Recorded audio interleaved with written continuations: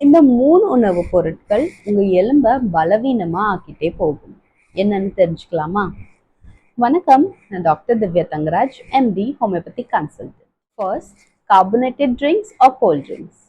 Because இதில் phosphoric acid இருக்கு. இது நம்ம பிளட் பிஹெச்சை ஆசிடிக்காக ஆக்குது.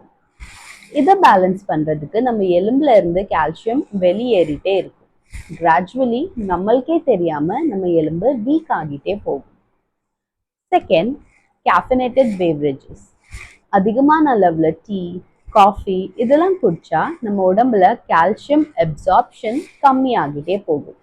அதனால யூரின் வழியா கால்சியம் வெளியேறிட்டே போகும். இந்த காரணத்தால நம்ம எலும்பு பலவீனமா ஆகுது அண்ட் ஃப்ராக்சர் ஆகுறதுக்கு வாய்ப்புகள் இருக்கு. Third, high fructose corn syrup or maltodextrin. இது சர்க்கரையோட ஒரு டைப் தான்.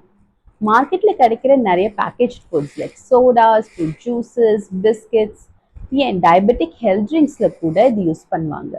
இது அடிக்கடி நம்ம உணவுல எடுத்தோம்னா இன்ஃப்ளமேஷன் உடம்புல அதிகமாகி கால்சியம் அண்ட் விட்டமின் டியோட அப்சார்ப்ஷன் மிகவும் கம்மியாகும்.